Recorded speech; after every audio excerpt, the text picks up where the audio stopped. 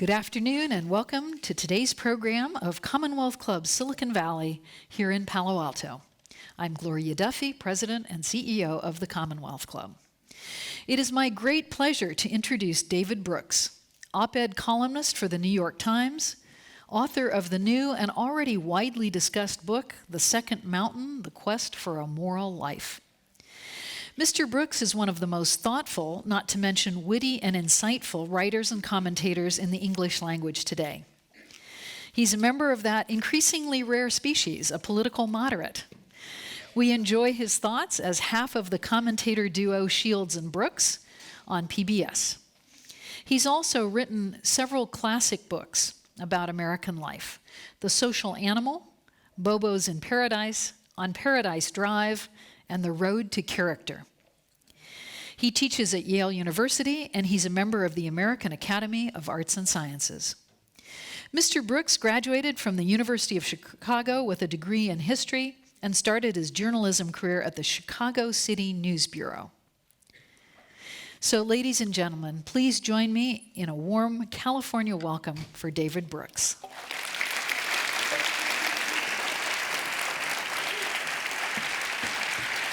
Thank you, David.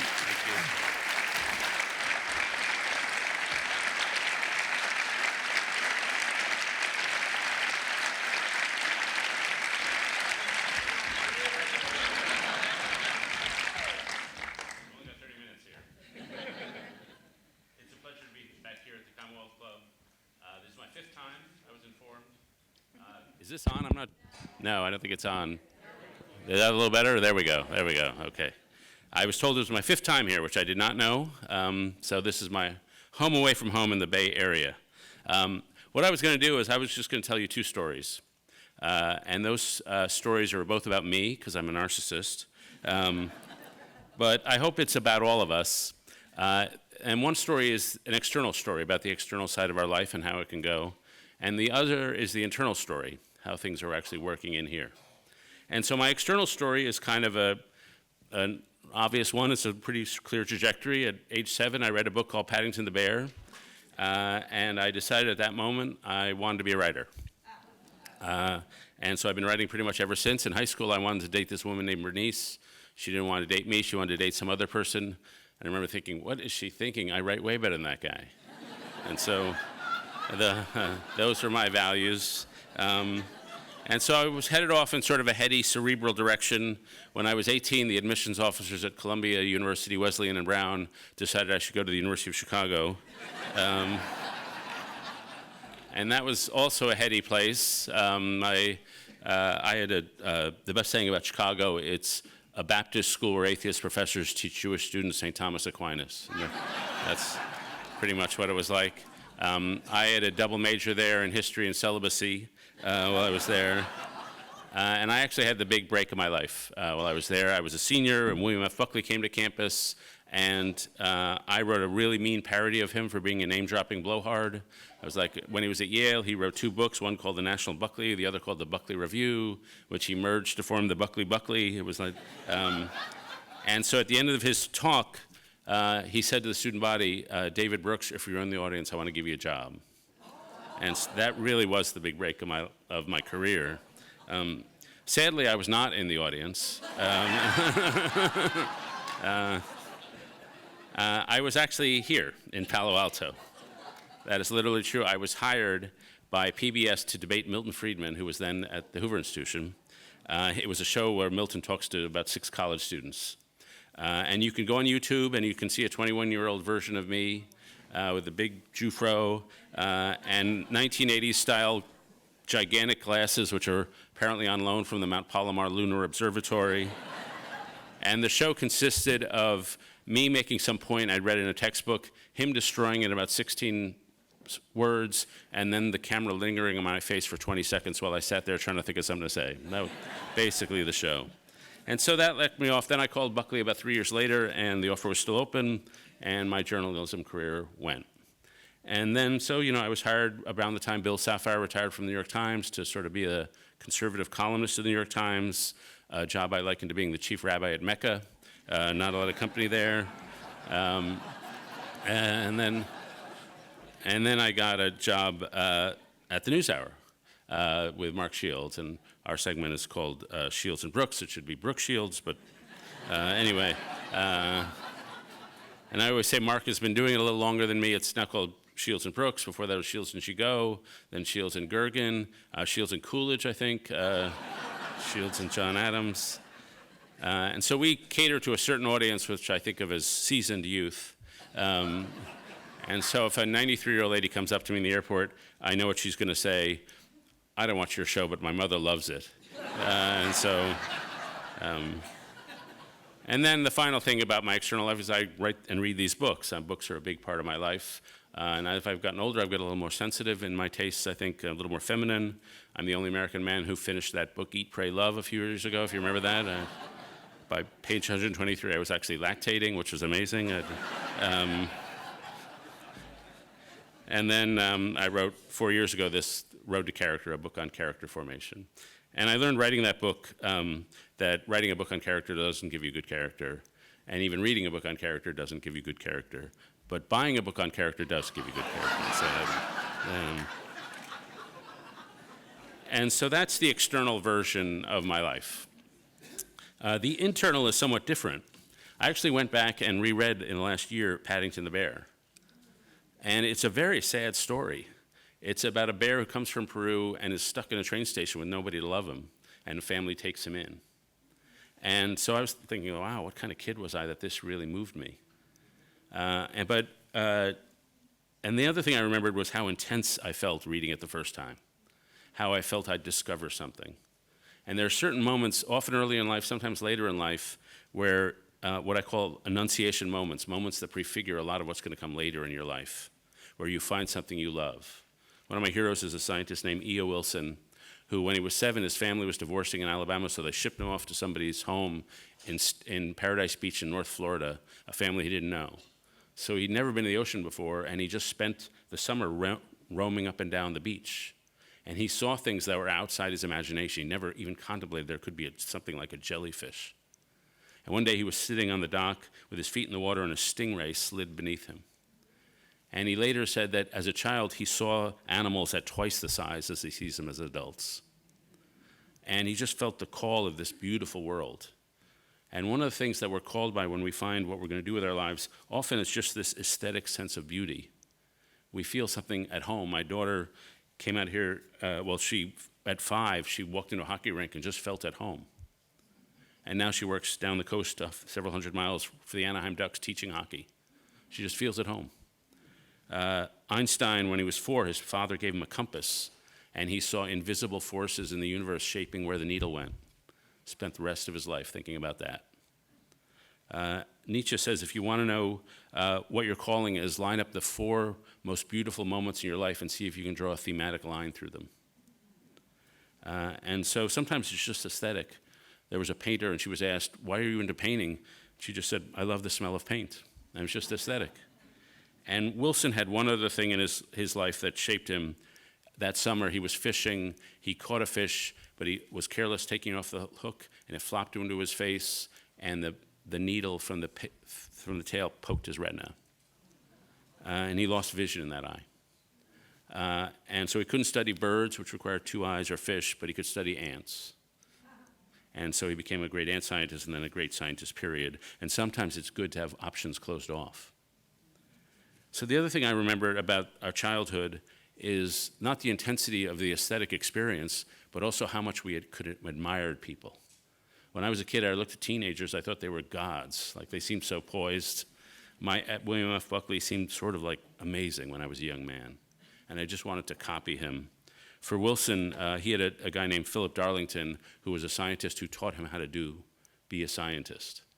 And he said, when you're going to collect your samples, don't go on the trails, cut through the jungle. And once when Darlington was collecting samples in the rainforest, he was on a log collecting his samples in a pond, and a crocodile came up and grabbed him and took him down.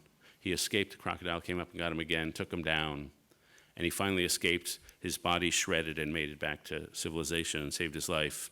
But that wasn't what impressed Wilson. What impressed Wilson was he was in a body cast, his right arm immobilized. He spent the next several months back in the jungle collecting bugs one-handed. And what young people and what a lot of us want is not happiness, but intensity. something that's really hard and worthy of that hardness. And that's the intensity we seek in life. And so that's the beginning of a good life, a wholehearted life. But sometimes we do a good job of covering that over and numbing things up. We take kids at the privileged places in our country and at age 15 or 16 put them through the college admissions process, which teaches them that status and achievement are going to be at the center of life. And then we tell them certain lies about our culture. We have a lot of good things about our culture, but we're a very individualistic culture and a very meritocratic culture, especially in towns like this one. And there are a few lies that are embedded in that. One is career success can make you happy. I've had a lot of career success. It has spared me the pain I might feel if I felt myself a failure, but it hasn't given me any positive fulfillment. And the suicides of famous people like Kate Spade and Anthony Bourdain teach us that. Second, I can make myself happy. This is the lie of self-sufficiency. You can do it on your own if you only lose 15 more pounds, get really good at yoga. But if you look at the people who are really happy, or talk to people on their deathbeds, what they remember is the thickness of their relationships, the time when they defeated self-sufficiency and were utterly dependent on somebody else and they were utterly dependent on them. But we don't teach our kids that. We teach them life is an individual journey. If you ever heard that book, Oh, the Places You'll Go by Dr. Seuss, it's about a creature who has an individual journey towards success, no family in that book, no friendship in that book, just an individual climb. And there's a researcher here at Stanford who says that immigrant kids have struggled with that book because it's not life as they recognize it. But all these things are embedded in our culture. The idea that you are what you accomplish, that love is conditional. You earn love by by earning it through what you achieve. That society is divided between successful people in the inner ring and less successful people out. That you yourself are not a soul to be saved. You're a set of skills to be maximized. And finally, that some people who achieve more or maybe smarter are slightly worth more. And that's a poisonous belief for any society. So what we do is we take the intensity and we sometimes turn off the moral switch. There was a daycare center in Israel. They had a problem that people were coming on late to pick up their kids. So they decided to impose fines on anybody who came up late. And the number of people who came up late doubled. Because before it had been a moral responsibility to come up on time so the teachers didn't have to stick around. But then they turned what had been a moral responsibility into an economic transaction. They'd shut off the moral lens and turned on the economic lens. And we can do that as a whole culture. And so what happens when you set people off on a culture that has some errors in it, they lead lives that are fundamentally unsustainable. And to me, climbing the first mountain is doing the things a lot of us do early in our life. We want to have a career. We want to make a mark on the world. We want to build an identity. But you get to the top of that mountain, and a lot of people realize life is kind of unsatisfying. I'm not satisfied with this. Or you fail, you get knocked off that mountain. Or something happens that wasn't part of the original plan. You have a cancer scare, you lose a child, and suddenly the desires you used to have seem small and unimportant. And so one way or another, most of us at some points in our life wind up in the valley. And so that happened to me. I started out, I'm a writer, so I tend to have a detached personality type. I always tell college students, if you're in a football game and everyone else is doing the wave and you sit there and you don't do the wave, then you have the right kind of aloof personality type to be a journalist. Because we just, or as Gary Shandling said, my friends tell me I have an intimacy problem, but they don't really know me. And so there's sort of a detached personality type. Then you go into the work, and it's lonely work. You're sitting alone in a computer a lot of the time. John Cheever was a writer in New York. He would get up in the morning, put on a suit and tie, ride down to the elevator to the basement of his building where he had an office. He'd take off the suit and tie, ride in his boxers. At 12:30, he'd put back on the suit and tie, ride up to the elevator, make himself lunch. That's the life of a writer. And then if you get successful, weirdly, you get even more isolated. My last book did pretty well, and I was on book tour for 99 days. And I counted in the middle of that 42 consecutive meals I ate alone, either in an airport, a hotel, or airplane. And when you're so isolated, you're just off the rails of normal life. And around that time, I saw a picture of Britney Spears sort of went crazy and shaved off all her hair. And I was like, yeah, I could do that. I'm there. And so I thought I was playing the game, but I was being played by the game. And I thought a lot about reputation. Where do I rank? I came to idolize time over people. I wanted to be so productive. I was always on the move. And so nobody ever confided into me because they sensed that I wasn't going to be there for them. Even though I'm a communicator, my communication with my friends was not great. And it was like conflict avoidance. Communication between friends should be total truth and total in a context of total love. And it's hard to balance both those things. And I was not good at it. And so the wages of sin are sin. And in early 2013, my marriage had ended. My kids had gone off to college. I used to be part of the conservative movement, but what they call conservatism today, I don't really recognize. And so I drifted away from that. And so I was living alone in an apartment, and I had no friends coming over. I had nobody entertaining. And so if you open the kitchen drawers where there should be silverware, there were just Post-it notes. And where there should have been plates, there was just envelopes and pens. And that's a certain kind of life. And the weird thing is I was falling into a valley of detachment. And as I was falling into a valley, a lot of other people were falling into the valley, that same valley. Disconnection, detachment, a loss of intimacy and solidarity. 35% of Americans over 45 say they're chronically lonely. Only 8% of Americans report having important conversations with their neighbors. The fastest growing political party is unaffiliated. The fastest growing religious movement is unaffiliated. The suicide rate has risen 30% in the last 20 years. The teenage suicide rate since 2011 is up 70%. And so this is isolation. We don't trust our neighbors. We don't trust our institutions. And depression rates are rising. We tend to have these things that are like telos crises. And we're in a national valley. And people vote a certain way. They fall for angry authoritarian leaders because they're alone. And they feel their communities are dissolving. And so when I was in the valley, I had a few big realizations. The first is that freedom sucks. Political freedom is good. Social freedom, no good. All my friends who were married were fantasizing through me, oh, it must be so great to be unattached. No. The unattached person is the unremembered person because they're not committed to anything. You really want to be attached. The second thing I learned is that when you're down in the valley, you can either be broken or you can be broken open. Some people are broken. They turn angry, resentful at the world. They shrink. They're afraid. And they lash out in tribalism. They lash out in anger. They create us-them distinctions. They build barriers, and they erect walls. As they say, pain that is not transformed gets transmitted. They tend to make the people around them feel pain. But some people get broken open. Paul Tillich, a 1950s theologian, wrote that pain is an interruption of your normal life, and it reminds you you're not the person you thought you were. It carves into the floor of the basement of your soul and carves through that floor and reveals a cavity below, and it carves through that and reveals a cavity below. You realize depths of yourself you did not know existed. And when you see down into those depths, you see that only spiritual and relational food will fill them. The ego desires will not fill those depths.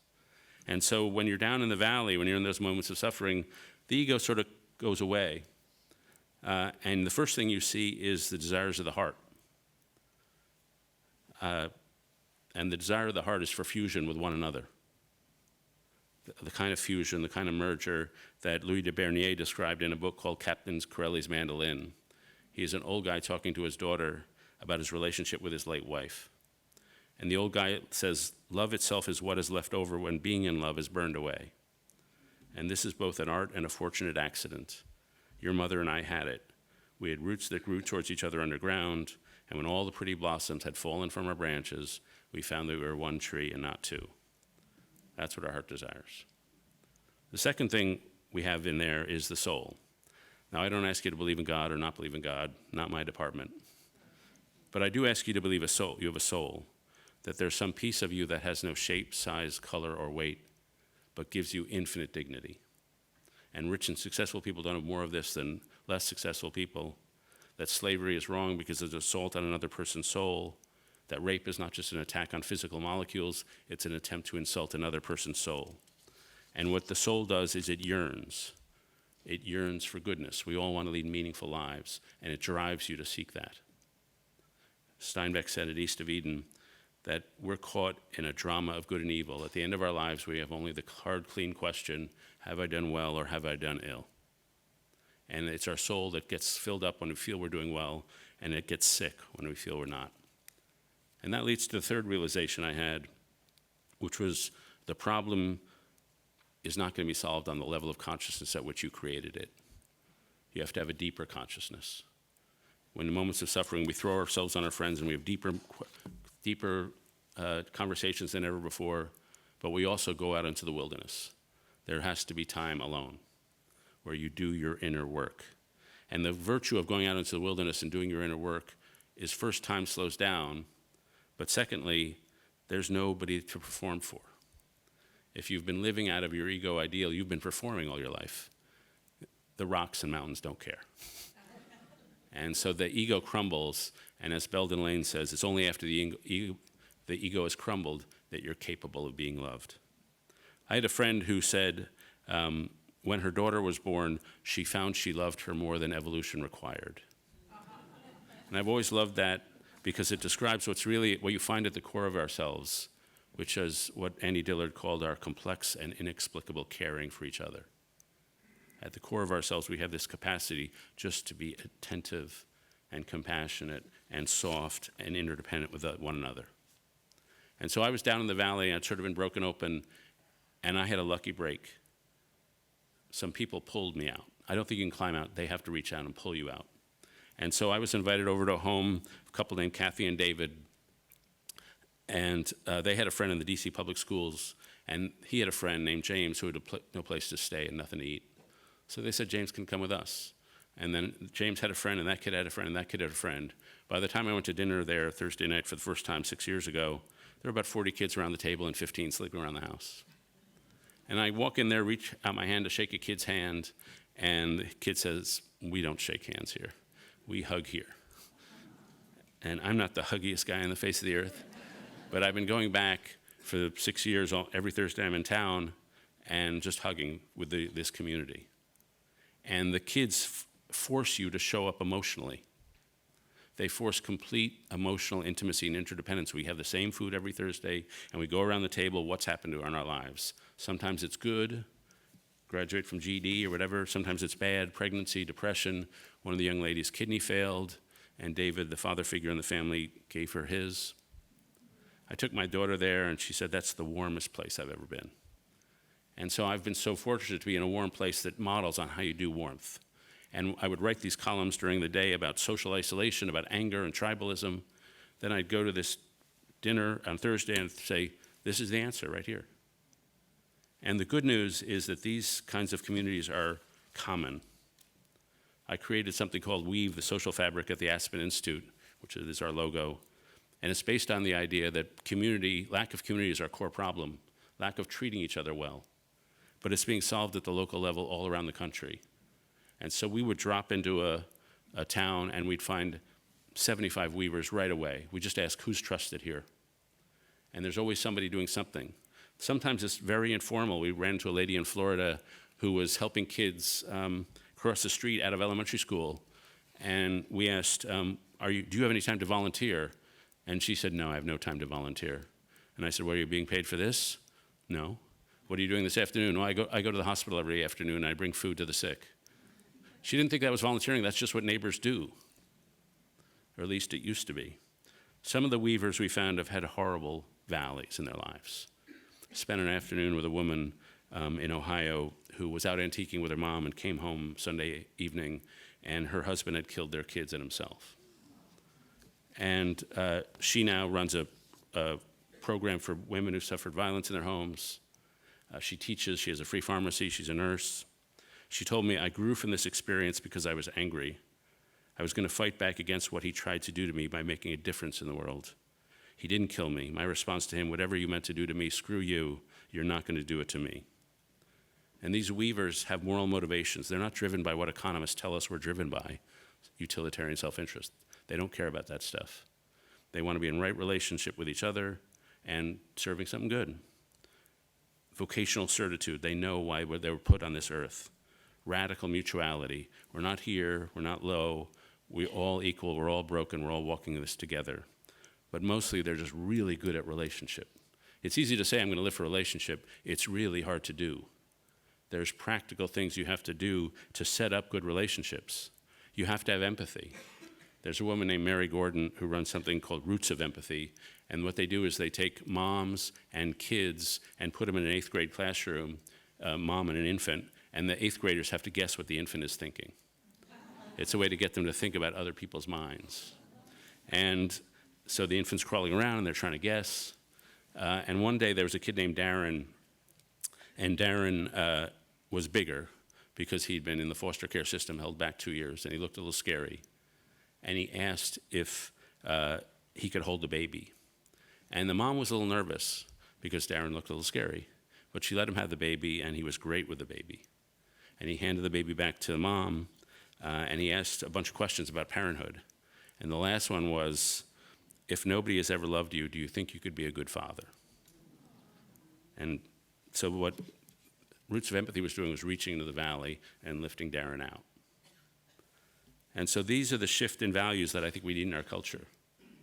We need a shift from a culture of individualism, which was great when we started, but we've sort of run out the string, to a culture that emphasizes commitment, relationship, covenant, promise. First and second mountain are just two different value systems. First mountain is building up the ego, defining the self. The second mountain is shedding the ego and losing the self. First mountain is about acquisition. The second mountain is about contribution. The first mountain is elitist, you're climbing up. The second mountain is egalitarian, planting yourself down. And if we all adopted some of these value systems, we could have a much different society. And in my view, society moves forward when a small group of people find a better way to live and the rest of us copy them. It happened in the 1960s here in the Bay Area. Hippies, a lot of people liked the way they lived. They copied them. Feminist movement, people like that said, oh, that's an answer to a real problem.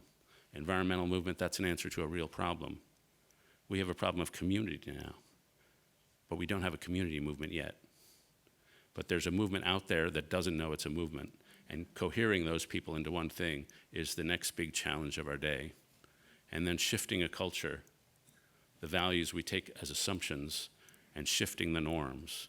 Because community building is all about relationship, and relationships don't scale, they're just local. But norms scale. If you can shape what we think, what's the definition of a neighbor? How do I be a neighbor? What's the definition of a friend? If you can give people the actual skills to relate to each other better and not to stereotype, then you can have this massive cultural shift. And I've written this book as a small push in that direction. Thank you.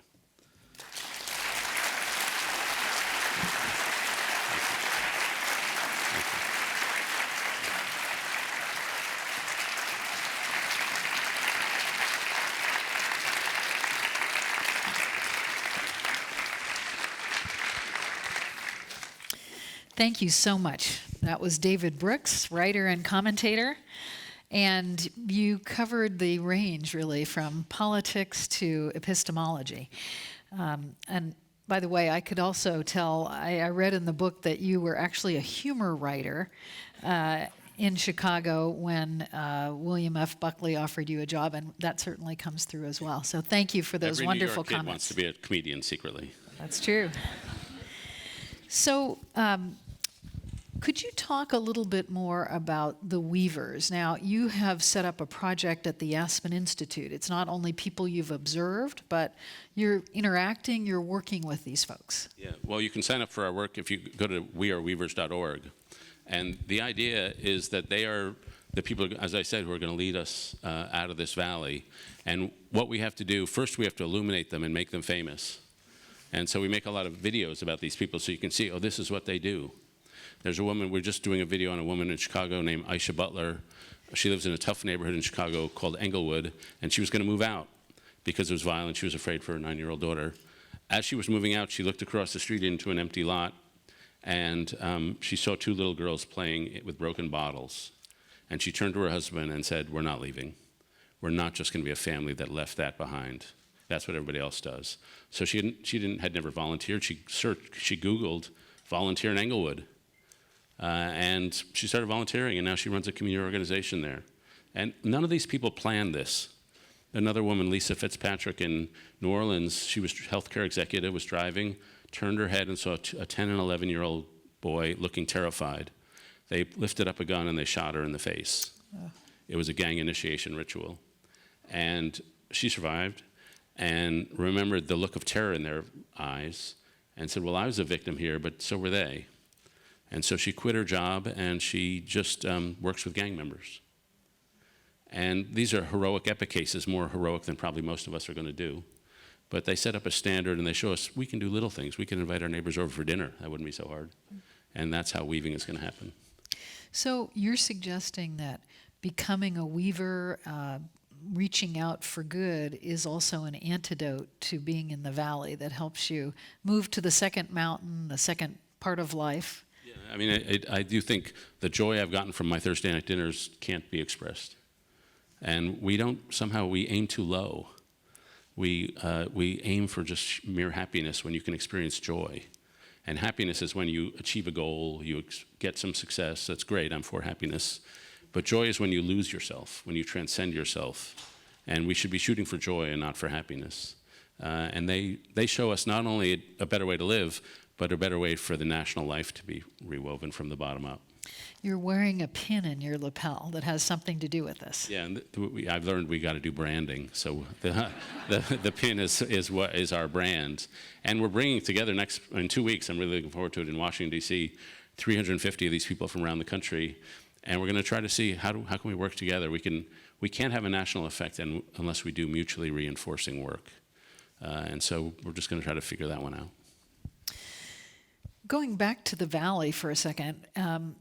You talked about idolizing time over people, the valley of detachment, and so on. I noticed that technology popped up in that.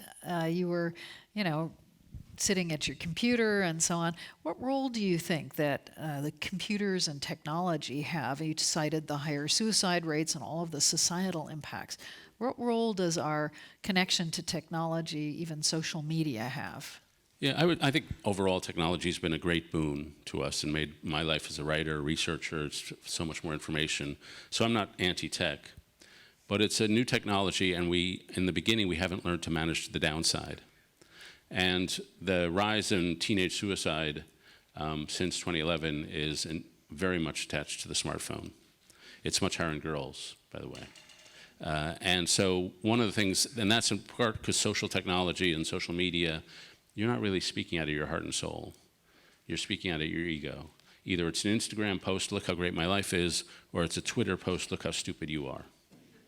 And a psychologist told me that a lot of young people, they have many different selves they project out on social media, none of which are their actual self. And that can have a debilitating effect internally. But the good news is, and I think this is true in this community where we're sitting, people are beginning to understand the problems, and we're trying to understand how to fix them. And so wherever I go, I find people who are finding ways to control the technology so it doesn't take over their lives. And so I have a friend named Andy Crouch. He's got a bunch of rituals. He says, before I turn on any screen, I step out my front door and I just look at the sky. Every morning I just look at the sky.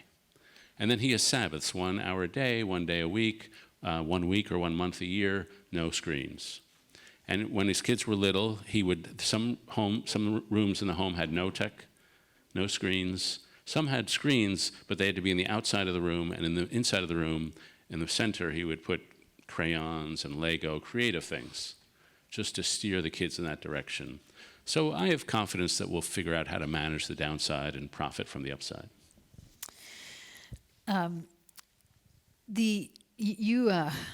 You talk about a number of individuals, prominent individuals in our society, and their journeys, the first mountain, the valley, the second mountain. What can we learn from Bruce Springsteen? He's the Messiah in my book. I'll tell you the thing I admire most about him. His third album, his first 2 albums did not succeed commercially. His third album was called Born to Run, landed him on the cover of Time and Newsweek. It was a massive explosion. And the natural progression of his career was to turn himself into an international global superstar and sort of leave his roots. But instead, his fourth album was called Darkness on the Edge of Town, and he planted himself back in the little rural town in New Jersey that really was the center of his emotional life. He wasn't afraid to be particular and to be grounded in his roots. He really planted himself down, and even today he lives within 10 miles of that spot. And that act meant he wasn't just rootless, it meant he was grounded in the thing that really drove his art. And that was a brave decision, and I think the key to his long-term success. I saw him once in concert in Madrid, and everybody was wearing T-shirts that said "The Stone Pony," Greasy Lake, the little particulars of his landscape in his songs. And these Spanish kids sort of had entered his freehold New Jersey. And at one point in the concert, he's singing Born in the USA, and 65,000 Spanish kids are around me singing, I was born in the USA, I was born in the USA. I was like, no, you weren't. But art has this power to be universal if you're planted in what the root of your life is. And most of us have this thing in our life that nags at us, that is our core itch. And for him, it's figuring out his parents' lives and his relationship with his dad. For me, it's, I think, the temptation, because I can communicate to temptation to go by glibness. And so my life is really about trying intentionally to go deeper.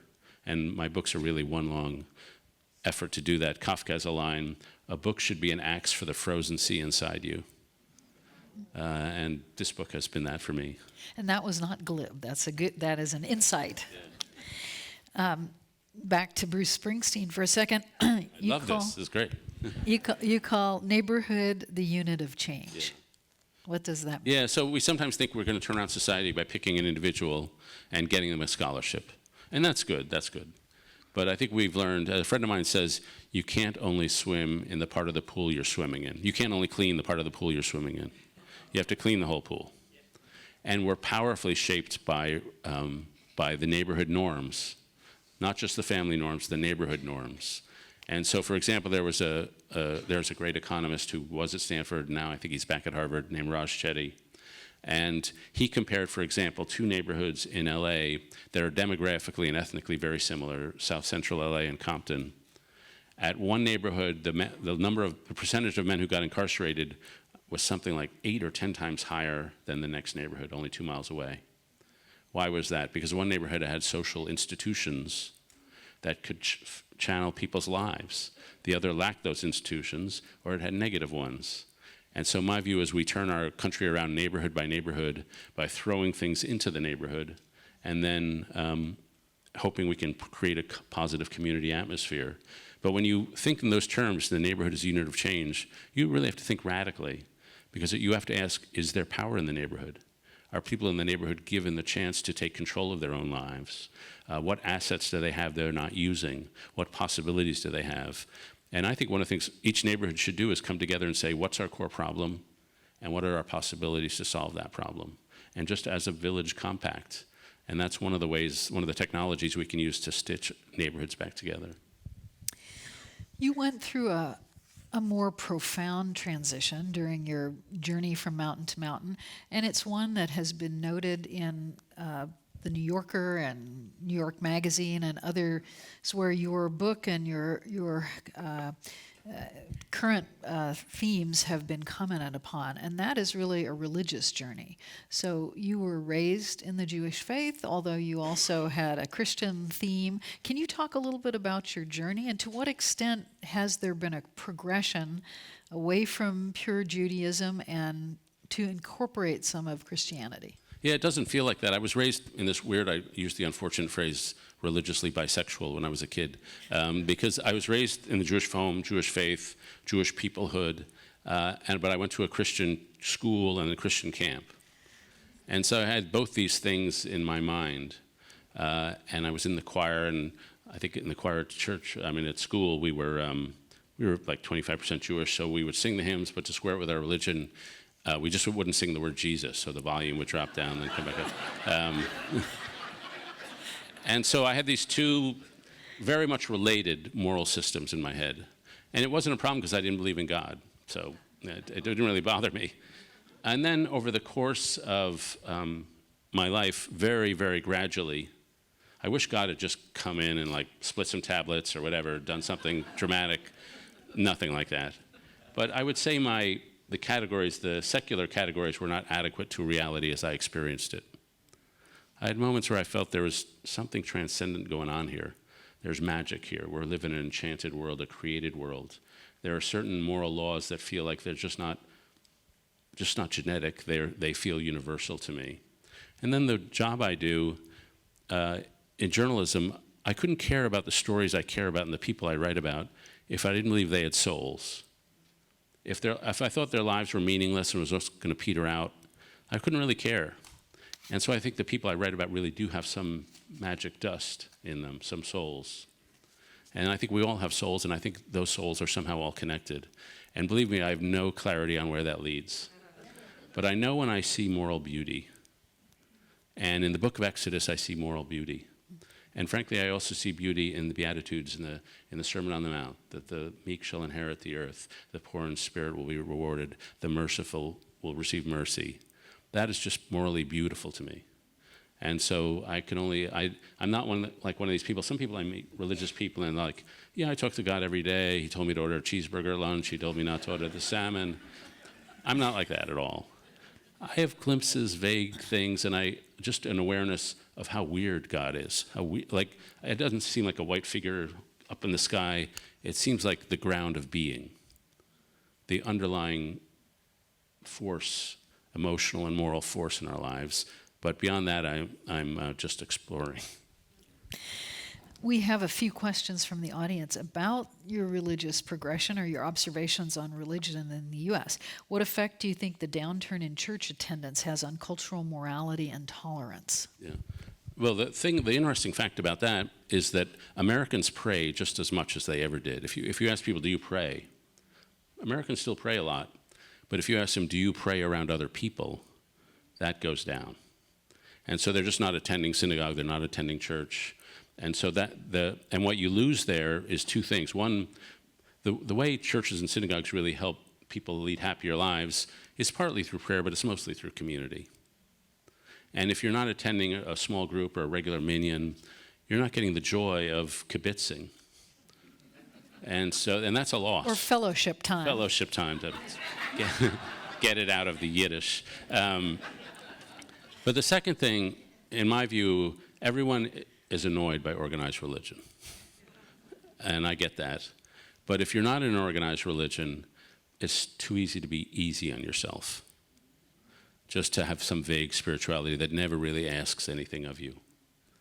And so I sort of like the specificity of religion. And then I will say this about the Bible, is that the stories are miracles. The fact that some 3,000 or whatever your faith is, 2,000 or 3,000 or 4,000 or 5,000 years ago, this book of Exodus, this story happened. It's a miracle. It's a profound story of how people come to personhood and how individuals become a people.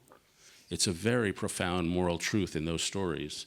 And so when I think all these miracles, did God really part the Red Sea? I don't know. But I know somehow these very deep stories were created, and they have so much to teach us about the eternal realities of life. Another question from our audience here. If the soul yearns for good, how do you explain evil or evil actions? Well, we're not only good, we're deeply broken. One thing I've noticed about that is in the course of my career, I have interviewed a lot of bad people, criminals, genocide, warriors, who've done horrible things. They all have some rationalization for why what they did was, they can explain it to themselves as really good. No, I've never met anybody who said, yeah, I'm really bad. Even Hitler had some rationalization that he was serving some good. So we're greatly capable of lying to ourselves. And we're also greatly capable of doing moral distancing and to feed the ego or to feed some tribal emotion. I once read a book about the Rwandan genocide, and it was by a French journalist who asked somebody who had murdered their neighbor of 25 years, what did you think when you were macheting that person?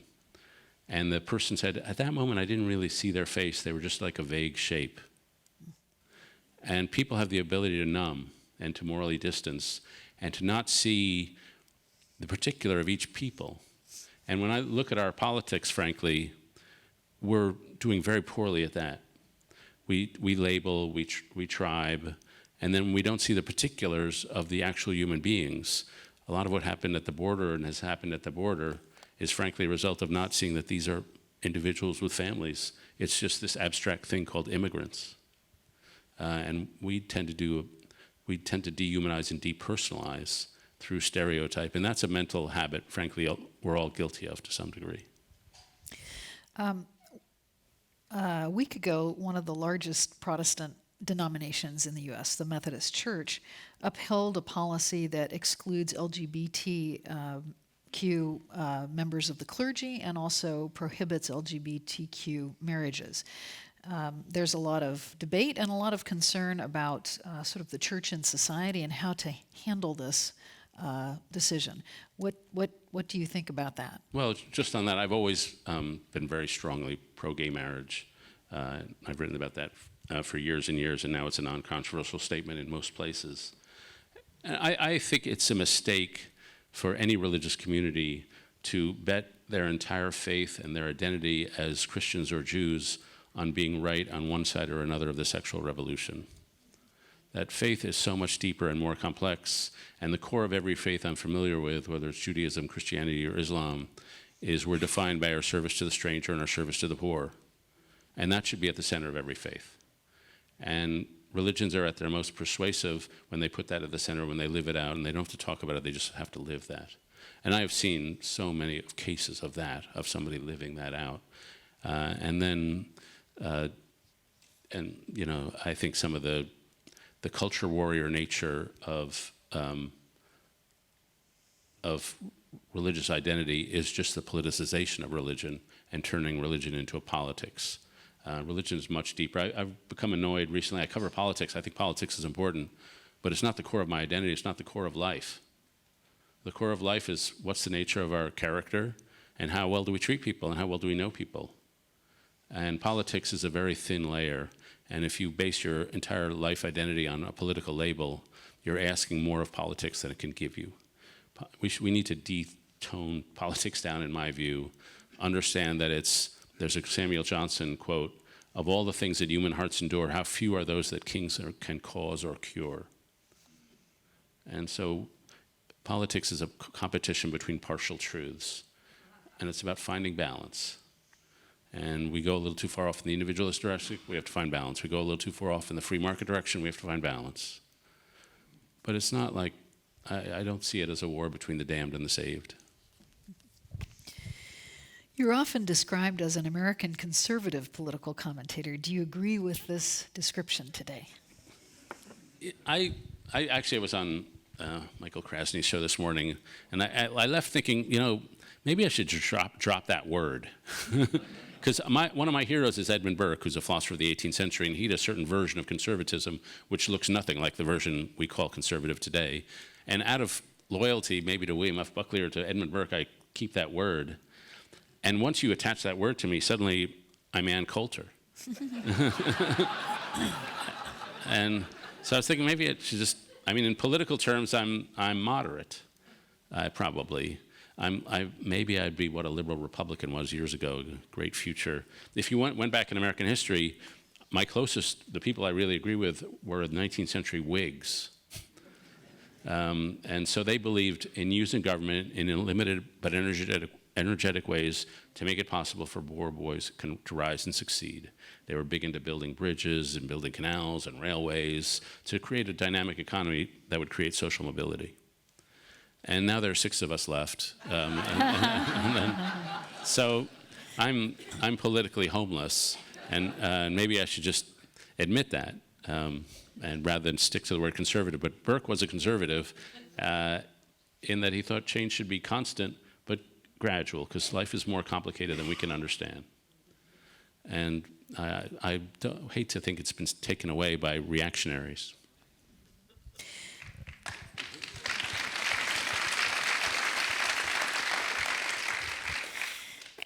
A related and rather broad question: how do we restore reason in America from your view as this person says, former conservative? Good.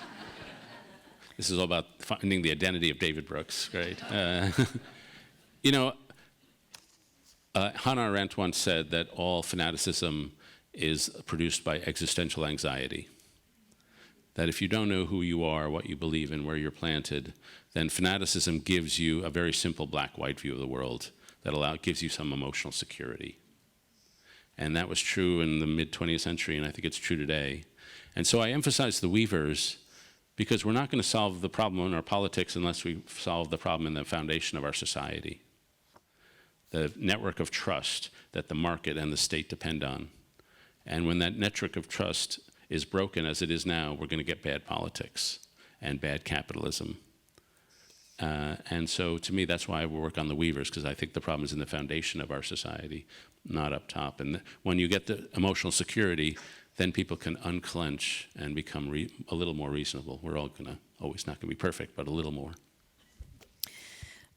Talking about community, this person wants to go back and look at the 50s.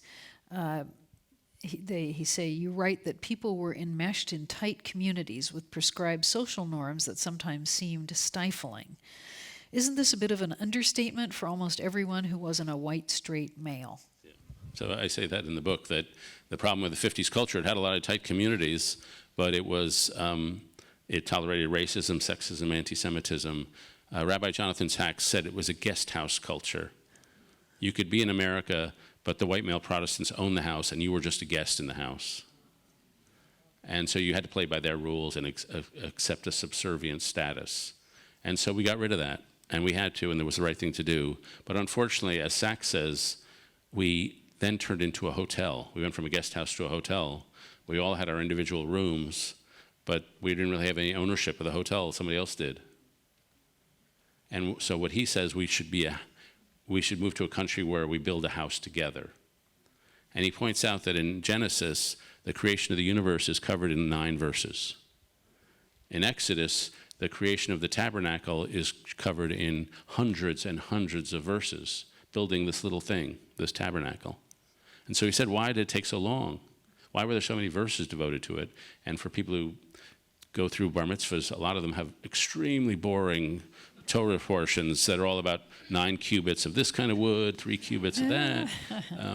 And he says, because a community is a group of people who build something together. And so the disparate tribes of Israel were brought together into a people because they commonly built the tabernacle. And we need to do that in our culture. We need to build a home we can all live in together. Let's talk about the media for a minute. You are one of them, at least in part of your activities. So what do you think is right and wrong about the American media today? What are the directions? We've had a crumbling of the old order in terms of the big newspapers, news magazines, et cetera. What do you miss? What's good? What's developing that you like? Well, I think the partisanization, the tribalization of the media is a core problem, that people get captured by Fox or MSNBC, and that becomes church. And just the thing that I struggle with the most is we're all ranked now. There's like page views, and we're all told, how many page views did you get? What's your rating? And so now when I write a column, I think about that. Was this going to get a lot of page views or not? And that shouldn't be, and my editors say, don't think that way. But the rankings are right there. And so the temptation is there to play to the rankings. And so that is a great temptation for me to say, no, some columns have an audience of one. There's an important person you're trying to influence, and you write it to that person. But now we're all in the business of a little more performance. So I think that's the temptation that I think a lot of us feel. The good part is, I happen to think this has been a very good age of journalism. My newspaper, which I'm very proud to be associated with, has that and the Washington Post and other papers have broken stories, a ton of stories that have since been confirmed by things like the Mueller report. And we've had much greater transparency into this White House than any other, in part because they all hate each other and they leak like sieves, but in part because of good, hard work the reporters are doing. And so I think newspapers at the Times were, I think, doing great journalism, actually, and we're doing financially okay. Donald Trump calls us the failing New York Times, but our circulation is thriving. One of our journalists tweeted out, look, we even fail at failing. And then the final thing to be said is that's sort of daily journalism. Long form, there's a lot of great outlets now that didn't exist before. I highly recommend going to a website called The Browser, which captures 5 of the best long essays written in the English language any given day. And they're all great. And so there's a lot of good stuff to read so we should be appreciative of what we got. We have a new online news outlet in this area, the San Jose Spotlight. So check it out. As some of our print media has stumbled a bit and declined. How did the president's Twitter attacks at the New York Times make you and other journalists there feel? Yeah, people saw them as more threats to the press than I think we did. I just feel it's just like, I decided months ago or years ago, I'm not going to react to every Twitter thing that he puts out, because there's nothing back there. There's just 6 fireflies in a jar. And so... and so, yeah, I don't. So I think there's been I worry about people losing trust in the media. And I will say this is a long-term trend with online, that there's so much pure fiction out there that people have lost the ability to distinguish between, frankly, the New York Times and some of the pure fiction that's out there. If we make a mistake, a factual error, which we all do, believe me, people come down on us like a ton of bricks, and we have to correct. So in the long run, we tend to get things reasonably, at least the facts right. But there's so much out there that's just people pick their own facts, and gossip has been now enshrined in things that look legitimate. And so I do worry about the undermining of our basic sense of what's factual. Tell us about the maximal marriage. There's a movement, according to sociologists, that people are now marrying so they can both be individuals in alliances. So I'll lead my life, you lead your life, but we'll help each other out, we'll be married. And this is a sociologist named Eli Finkel calls this the expressive marriage, the self-expressive marriage. He says this is the norm today. And my view is you should go for the maximal marriage, the marriage where it's a complete ego surrender to the other person. There's a book called The Meaning of Marriage, where they say you get married and about 2 years later, you realize the person you thought was perfect is actually kind of selfish. And as you're making this realization about her, she's making it about you. And so you can create a truce marriage in which you don't talk about all the selfishness in there, or you can decide, I'm going to decide that my selfishness is the core problem here. Because we all have a tendency to think the other person's selfishness is the core problem. And they say if both sides think their own selfishness is the core problem here, then you have the making of a good marriage. And so there's a lot of advice I found useful in how to build a good marriage, how to build a good vocation, how to build a good community. And in marriage, in choosing a marriage partner, there's a lot of advice I repeat. One of which is, a marriage is ideally a 50-year conversation. Pick someone you can talk to forever. And then there are certain more practical tips. You know, they say you should never go to bed mad. Well, sometimes you just go to bed. Like, sleep on it, make waffles in the morning, you'll feel better. You'll have that's a way to do relationship. If you want to have a strong relationship, boast about your partner and have them overhear you boasting. Or another bit of advice I pass along is, if you're going to bitch about your partner, do it to his mom, not to your mom. Because his mom will forgive him, your mom never will. And so these are all practical morsels that I wanted to cram into the book. All your morsels are delicious, to my view.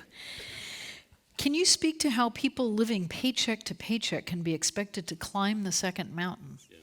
It's a good question, which I've thought about a lot. And I guess my conclusion is we all have souls. And I've been in rich part of the world and very poor parts of the world. I've never been in a part of the world where people did not want to be morally good.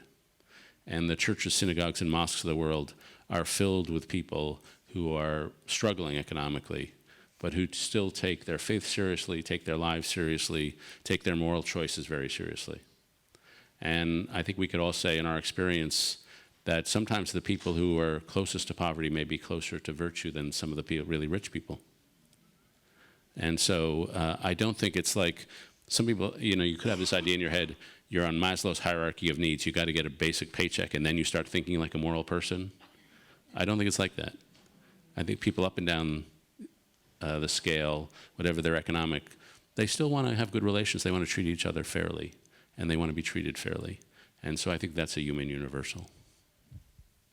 Back to the unit of change being the neighborhood and so on. Just a comment and a question about the Commonwealth Club. We get together twice a day on average, somewhere in the Bay Area. Many programs are smaller than this, more intimate groups. You talk about the technology of gathering. In terms of technological leaders and the technology of gathering, this is pretty much it. What can we do more to help build community and... Yeah. Well, of course, you already do so much. There's such a rich community right here. And we're, people who live here, where I live, we're lucky to have institutions that really populate our world and gives us a chance to come to this. And institutions are things that have built, as I say, a technology of gathering. My Thursday night dinner, the technology is the dinner table. There's a group in Chicago called Becoming a Man, where they have what they call check-ins, where they take gang kids, 12 of them, and they all check in every week. How are you doing spiritually, intellectually, emotionally, and physically? And they have to be completely vulnerable. So you invent this thing to come together, and you have public conversations on public issues. And it's a way to bring people together. And it's significant that in the age of the internet, people still want to be in the room together. And it's a great blessing for this community. I mean, there's no one like you in the country, really. And the only thing I could think of to add, because you've got all the technologies that religions use are ones secular institutions should copy. Small group discussions, large gatherings, rituals. But the only thing that I could think of, and it would be an interesting experiment, there are so many communities in this country that have nothing like this. And where I was in a place in North Carolina, they have no place to gather, literally no place to gather. They had a bowling alley, but it burned down. And so there was somebody who came back to town to create a coffee shop just so there could be a place where people could gather. And somebody else came back to town and was starting a Merle Haggard festival. And I wonder if the Commonwealth Club could be in rural America. And it would be interesting to know how that would work. That's the socially spare places in the country. Thank you. Good thought. We are at the point of our last question, and it comes from the audience. With all you've done in your life, what's left on your bucket list? Well, I used to say I really wanted to write a really good book once that I could be proud of, but then I realized if you set out to write a really good book, you're guaranteed to not write a really good book, because you should just care about the subject and maybe good will come. My life has been a trajectory, as I say, of deepening, and I would like to create just a galaxy of warm places where I could go. And so with Weave, I'm trying to help people who are weaving build a movement out of that. I think my wife and I are going to start something called the Ruth Collective, where we could take kids in their 20s from disadvantaged backgrounds and just have a weekly discussion about how hard it is to go through your 20s. So I think it's really hard to go through your 20s right now. And so that would be creating another community. And then if I could just write that book where I could relax. The problem is I've interviewed people who achieved great things in their life, even Milton Friedman. And at the end of his life, I said, do you feel you could relax? You've done so much more than you ever could have imagined. And he didn't even understand the question. Nobody ever says, I'm done here.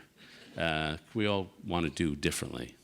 And the good news for me is I've changed so much over the last 5 or 6 years. Who knows what the next 5 or 6 will bring? I could be coming back to you as the Dalai Lama.